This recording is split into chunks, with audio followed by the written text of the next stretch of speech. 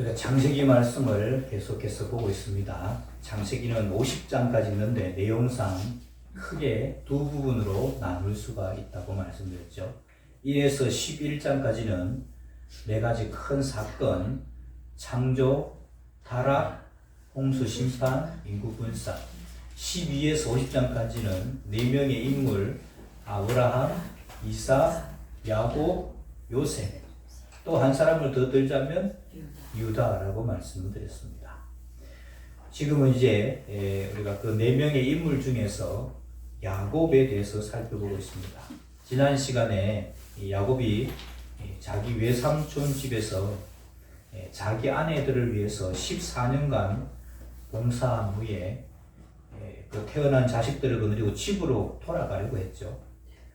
그러자 외삼촌 라반이 붙잡고 새로 임금 협상을 해서 외삼촌의 양을 더 치는 모습을 살펴보았습니다.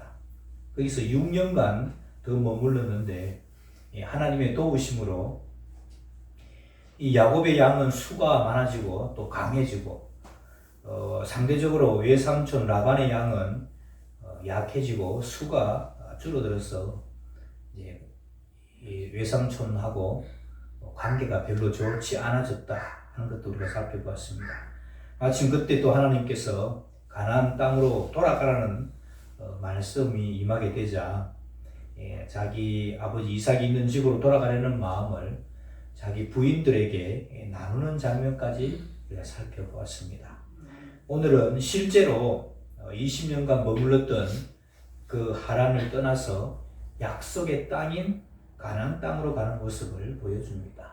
오늘 우리가 읽은 본문 31장 17절 말씀부터 보겠습니다.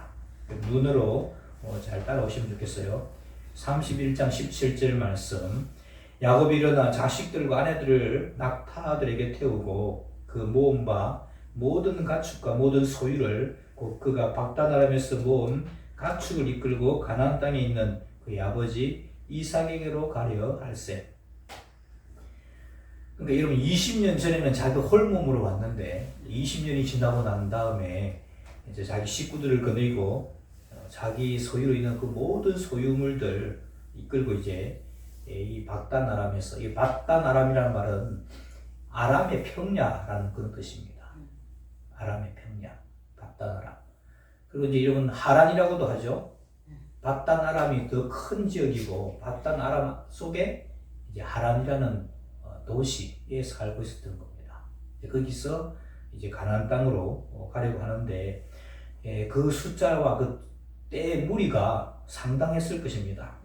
혼자 왔었는데 우선 사람을 보면 야곱과 이제 두 아내와 또 몸종들도 역시 아내로 성격이 되어졌죠. 그래서 네 명의 아내, 야곱과 네 명의 아내, 그리고 네 명의 아내로부터 자녀들이 태어나는데 레아로부터는 6남 1녀, 그리고 라헬은 요셉 한 명이 태어났고요. 그리고 몸종 실버와 비라부터는 각각 2명씩 해서 4명. 합해보면 자기 야곱의 가족 포함해서 17명입니다. 그리고 이제 우리가 다음 시간에 볼 텐데 그 소떼, 양떼, 염소떼 이렇게 다 합해보면 이제 이 형 에서에게 예물을 주는 그것만 이렇게 합해보니까 양염소, 낙타, 황소 이렇게 다 합해보니까 예물로 주는 게 550마리예요. 자기 있는 소유 다 줄 수는 없잖아요. 그러니까 절반을 줬다고 한다면은 1000마리가 넘는 겁니다. 그 1000마리를 열 몇 사람이 다 끌고 갈 수 없으니까 자기 식구들 외에도 그 소떼나 양떼 이끌고 갈 사람들이 또 일꾼들이 필요한 것이죠. 이 사람들 데리고 갔으면 그 수가 상당했을 것입니다.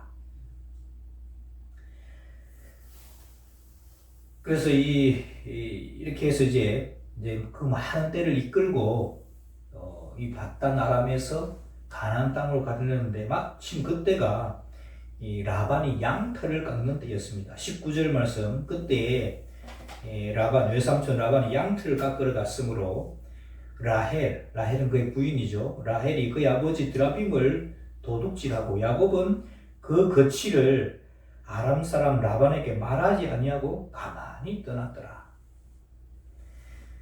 이 양털을 깎는다는 것은 농사 짓는 것을 하자면은 추수하고 타작을 하는 때라고 보면 됩니다.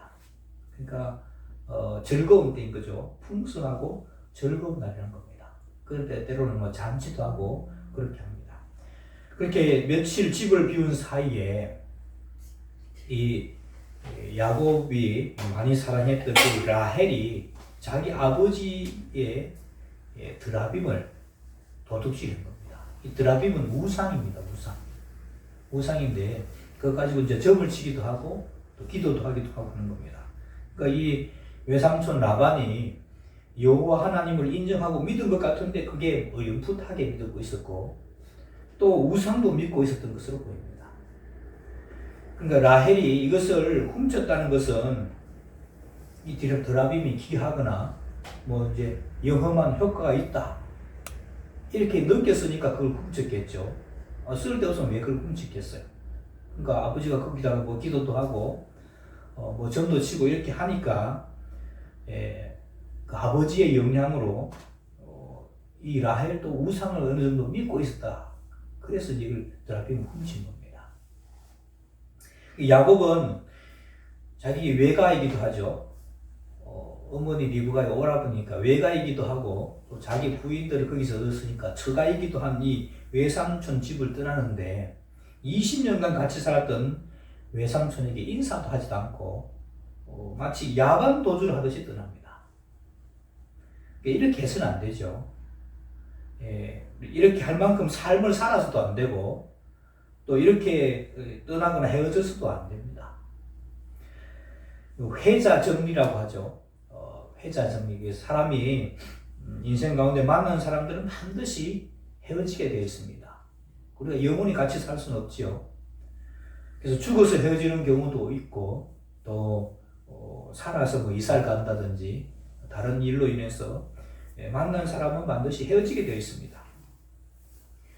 남녀 연인들 사이들 뿐만 아니라 우리 모든 인간관계 만나는 것도 잘 만나야 되지만 헤어지는 것도 잘 헤어져야 하는 겁니다. 근데 이 외삼촌 라반하고 그 이제 생지들 이 야곱과의 만남과 헤어짐은 별로 좋지가 않은 겁니다. 21절 말씀, 그가 그의 모든 소유를 이끌고 강을 건너 길라산을 향하여 도망한지, 성경은 이제 도망했다고 표현하고 있죠. 도망한지 3일 만에 야곱이 도망한 것이 라반에게 들린지라. 라반이 그의 형제를 거느리고 7일 길을 쫓아가서 3일 도망가는데 이제 그 쫓아가려고 하니까 7일 길을 쫓아가서 길라산에서 그에게 이르렀더니 밤에 하나님이 아람 사람 라반에게 현몽하여 이르되 너는 삼가 야곱에게 선악간에 말하지 말라 하셨더라. 야곱이 야원 도주를 하듯이 이렇게 떠났고 요단강 동쪽 편을 해서 이제 가나안 땅으로 향해 가는데 사흘이 이제 지나서야 야곱이 몰래 떠났다는 소식을 라반이 듣게 되는 겁니다. 그러니까 라반이 그 소식을 듣고는 자기 형제들을 거느리고 7일 동안 쫓아간 거죠. 야곱이 간 길을 쫓아가다가 내리면 만나게 될 즈음 밤에 하나님이 이 라반의 꿈에 나타나셔서 말씀하십니다. 야, 너 야곱이 선하든지 악하든지 간에 말하지 마. 알았어? 경고를 하시는 겁니다. 이렇게 말하는 걸 보면 야곱이 선하지 않은 데가 있었던 걸 분명한 것 같죠. 선하든지 악하든지 간에 말하지 마 하는 거 보면 그러니까 여러분 선한 사람이었으면 야곱 건들지 마 선한 사람이야 이렇게 했을 텐데 야곱이 선악간에 말하지 마 이런 거 보면 선하지 않은 데가 있었다는 건 분명한 겁니다. 그래서 25절 이제 결국 이 라반이 야곱을 따라 미치게 됩니다. 25절 라반이 야곱을 뒤쫓아 이르렀으니 야곱이 그 산에 장막을 친지라. 라반이 그 형제와 더불어 길라산에 장막을 치고 라반이 야곱에게 이르되 네가 나를 속이고 내 딸들을 칼에 사로잡힌 자같이 끌고 갔으니 어찌 이같이 하였느냐.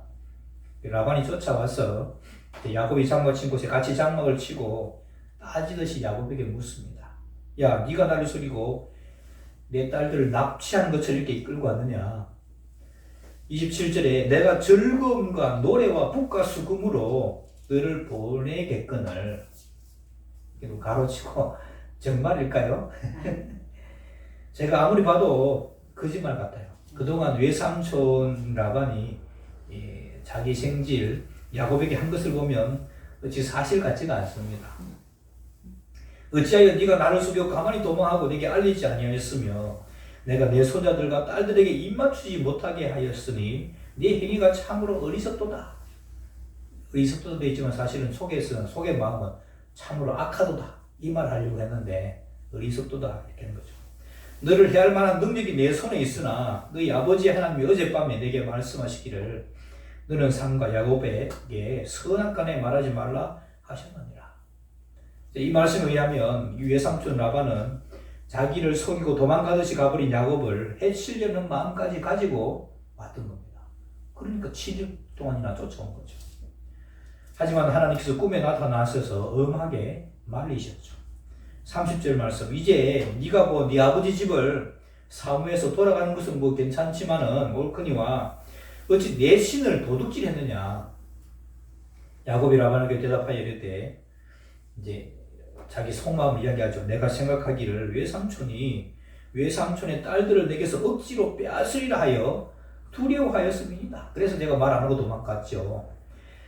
외삼촌의 신을 누구에게서 찾든지 그는 살지 못할 것이요. 우리 형제들 앞에서 무엇이든지 외삼촌의 것이 발견되거든 외삼촌에게로 가져가소서 하니 야곱은 라헬이 그것을 도둑질한 줄을 알지 못하며더라.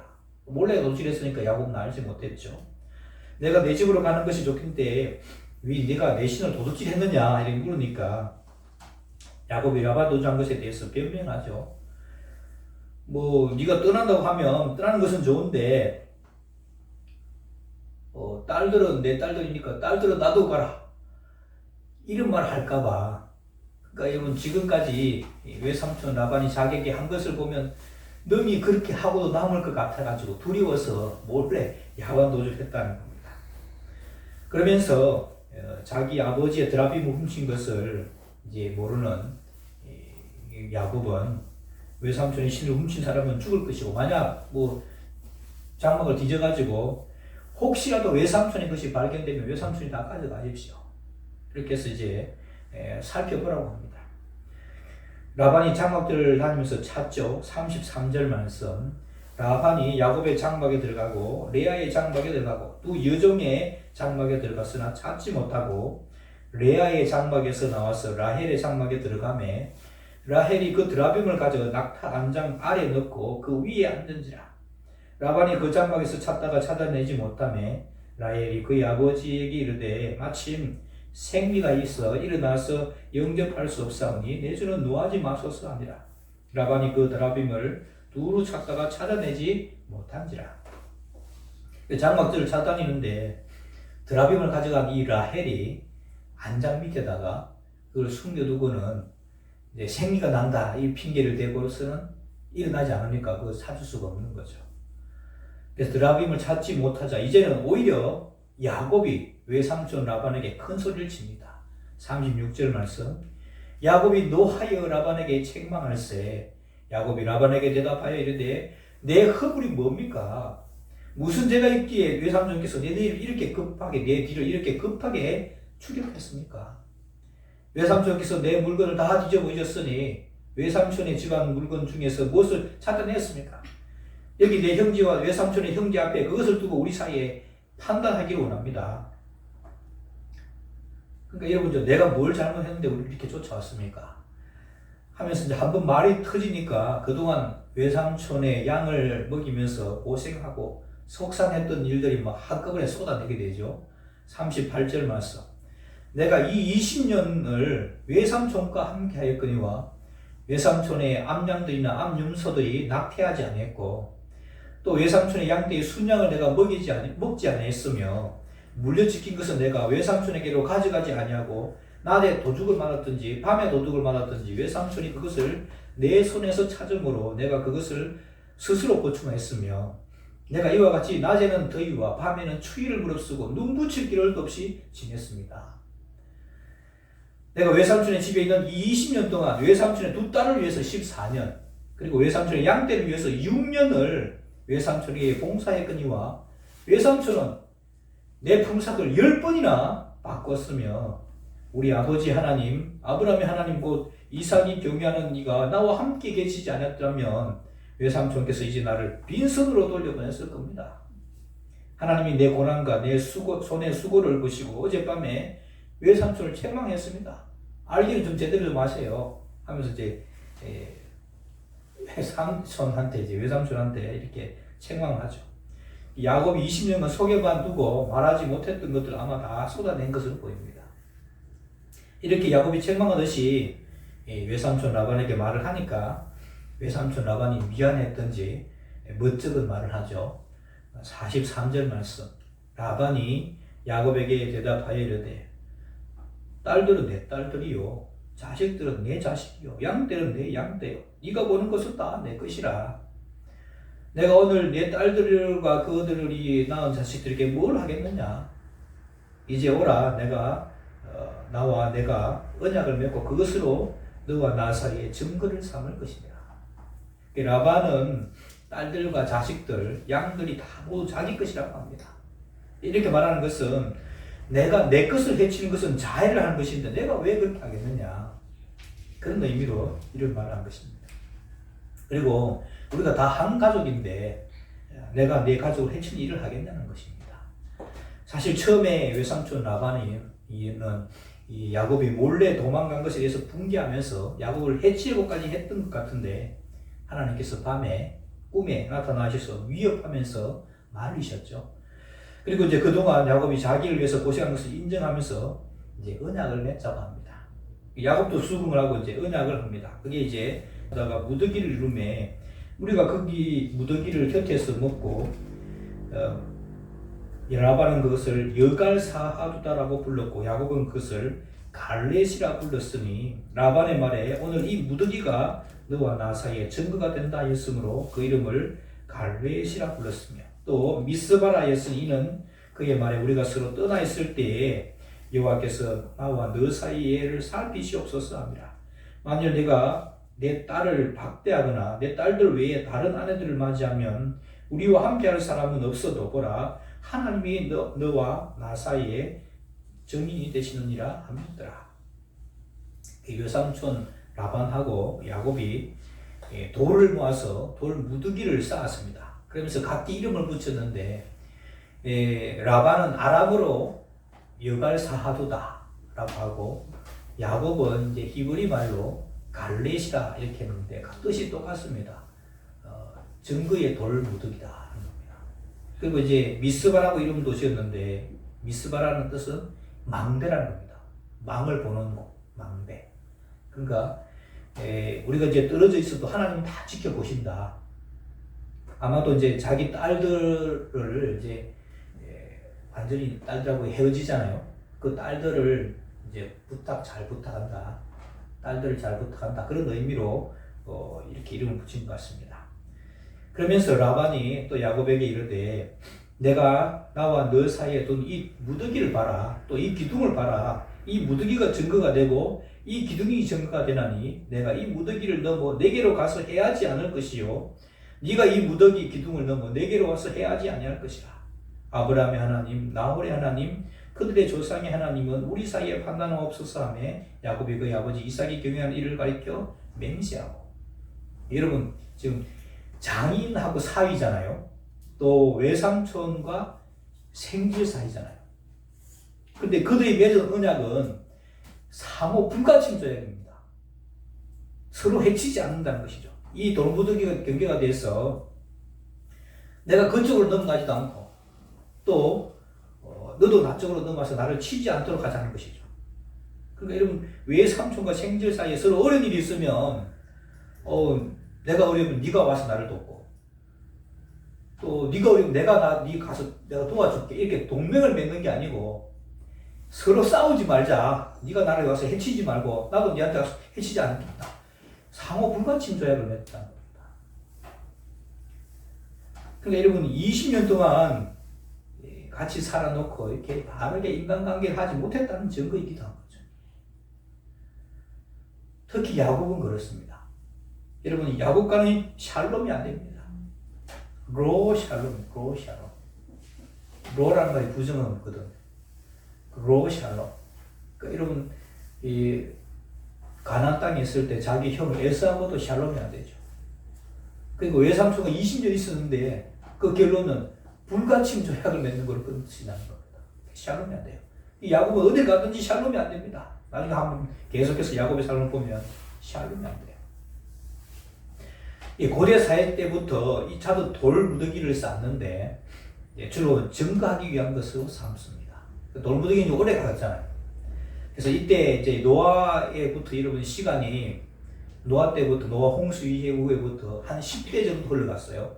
10대 정도 흘러가면 옛날에는 오래 살았으니까 많이 흘러갔지만 지금은 세대가 이렇게 오래 살지 않기 때문에 그렇게 많은 세대가 흘러간 게 아닙니다. 그러니까 사람들 숫자가 많지 않았던 거예요.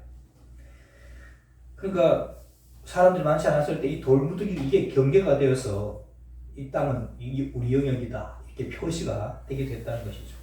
그래서 야곱과 이제 외삼촌 라반은 마지막으로 함께 식사를 하면서 헤어지게 되죠. 54절입니다. 야곱이 또 산에서 제사를 드리고 형제들을 불러 떡을 먹이니 그들이 떡을 먹고 산에서 밤을 지내고 마지막 밤이죠. 라반이 아침에 일찍 일어나 손자들과 딸들에게 입맞추며 그들에게 축복하고 떠나 고향으로 돌아가더라. 오늘 본문이 처음 시작할 때는 야곱과 외삼촌 라반 사이에 무력 충돌이 일어날 것 같았지만은 하나님이 간섭하시고 보호하심 속에서 이제 야곱과 라반은 서로 화해하고 아름답게 헤어지는 것으로 끝이 납니다. 이제 32장 2절까지만 더 보겠습니다. 32장 1절 야곱이 길을 가는데 하나님의 사자들이 그를 만난지라. 2절 야곱이 그들을 볼 때에 이르기를 이는 하나님의 군대라 하고 그 땅 이름을 마하나임이라고 하였더라. 야곱이 외삼촌과 헤어지고 가나안 땅을 딱 가려고 했더니 하나님의 사자들을 만났다. 아마도 그 모습들이 군인의 모습이었던 것 같습니다. 그래서 그 이름을 하나님의 군대, 마하나임이라는 뜻이 하나님의 군대라는 그런 뜻입니다. 야곱이 무장한 사람들을 보고는 하나님의 천사들, 하나님의 천군석 천사들로 인식은 잘 한 것 같은데 그들이 왜 그곳에 있었는지는 알지 못했던 것 같아요. 성경도 왜 그들이 그곳에 있었는지에 대해서 침묵하고 있습니다. 하지만 성경을 읽는 우리는 이 정도는 우리가 유추할 수가 있어야 될 것 같아요. 야곱이 말한 그 하나님의 군대라고 하는 그 하나님의 사자들이 왜 그곳에 있었을 것 같아요? 왜 있었을까요? 이거 이제 유추할 수 있어야 됩니다. 왜 그들이 그곳에 있었을까? 그리고 그들이 왜 야곱에게 나타나 보여줬을까? 그것은 야곱을 지키시고 보호하시려는 하나님의 약속 때문이라고 봅니다. 외삼촌 라반이 자기 형제들을 거느리고 야곱을 잡으러 추적해서 7일 동안이나 쫓아왔죠. 그 전날 하나님께서 라반의 꿈에 야곱이 선하든지 악하든지 간에 너 말하지 마. 알았어? 하고 위협을 하긴 했는데 만약에 욱해서 막 사람 사이에 또 막 충돌이 있으면 그때 누가 보호하는 거예요? 천군 천사들이 가서 보호하는 겁니다. 그것 때문에 이제 하나님께서 천군 천사를 보낸 것이죠. 여러분 야곱 자체로 보면 야곱이 성격도 좋지도 않고 인간관계도 잘 하지 못하는 시원찮은 존재입니다. 하지만은 앞으로 야곱 가족의 후손 중에 특별히 여러분 유다의 자손들 중에 다윗왕이 태어나야 되잖아요. 그리고 좀 더 시간이 흐르면 예수님도 그 야곱의 가족의 후손으로 태어나셔야 합니다. 그 하나님께서 보호했어야 돼요? 보호 안 하셔야 돼요? 보호하셔야 되는 겁니다. 그러니까 여러분 노아의 후손들 중에 남아있는 사람들이 그렇게 많지 않은데 그 사람들 중에 하나님의 관심이 집중된 것이 누구예요? 야곱과 야곱의 가족들입니다. 야곱과 야곱의 가족들은 거룩한 가족들입니다. 하나님이 지키고 보호하셔야 될 가족입니다. 그러니까 누구를 보내시는 거예요? 천군 천사들이 가서 지켜주는 거예요. 그래서 이거 하나님의 크신 뜻을 위해서도 야곱과 그 가족들을 보호해 주셔야 했습니다. 무엇보다도 하나님께서는 베델에서 이미 약속하셨죠.